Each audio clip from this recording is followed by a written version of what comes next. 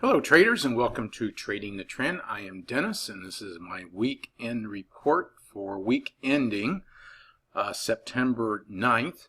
And right now we are looking at the S&P 500, and boy did we have some action on Friday.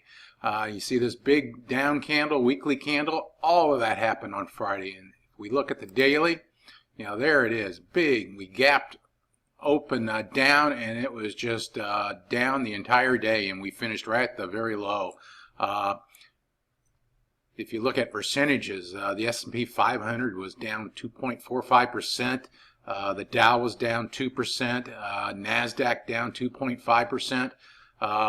The ones that were really hit were some of the better areas in recent times. The stocks got hit for 3.66%, and the transports got hit for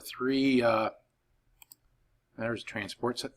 They got hit for 3% on the day. The Russell got hit for 3.1% on the day. I mean, just huge down moves in all these areas, and there really was no place to hide.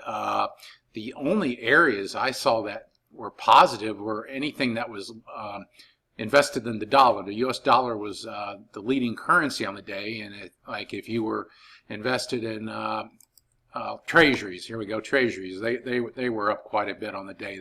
But that was about your only place you could be. Everything else was down. Commodities, we can look at them.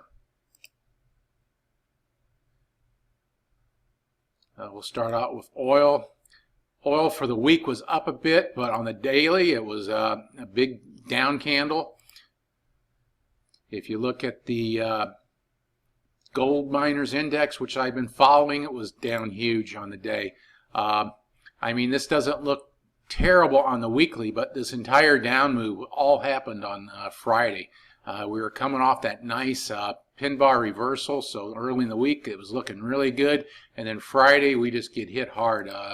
Yeah, there's the candle. It started, we peaked on Wednesday, had a bad day on Thursday, and then the bottom falls out on Friday. All the metals are like this, all your commodities are like this. Now let's look at currencies, and we'll see how all that affected our currencies. Here we go. First we'll start with my strong week rankings, and as you can see, things just tightened up a little bit. Just looking at the currencies really didn't move that much. I mean, there was movement, but it wasn't anything like you saw in the equities and the commodities indexes. Things really just tightened up here. The U.S. dollar got stronger on Friday, but it really doesn't. But for the week, it really didn't move that much.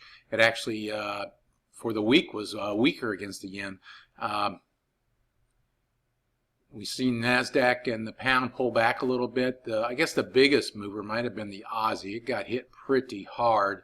Normally when you see U.S. stocks take a tumble, so will the Aussie. Now if we look at some actual currency pairs, this is our Euro-US dollar weekly chart. Again, we're still in that trading range.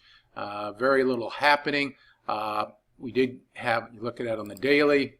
It actually was a very indecisive day for the Euro-US dollar. It was down big but came back, but was following a pretty good pin bar off of some resistance areas. So this could go either way.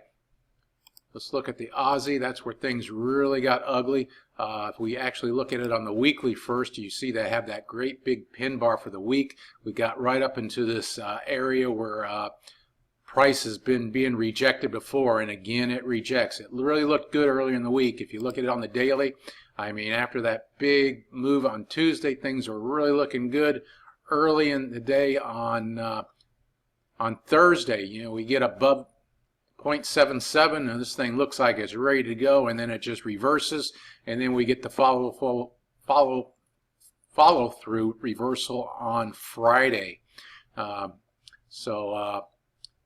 We'll have to see if it can find support here at 0.75.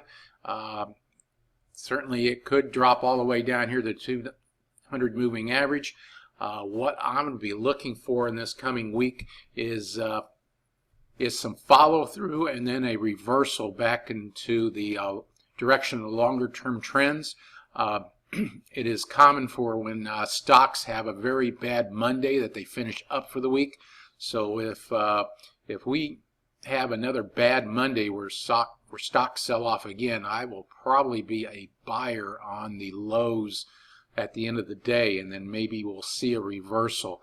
But as I've been saying, August and September are traditionally bad months for stocks, and now that the big boys are back from vacation and they're in control, it looks like they're going to push this market down and try to chase some people out before running it back up. So be careful out there. Don't be surprised if we see some more selling before we rally again. And that's what I got for you. Talk to y'all later.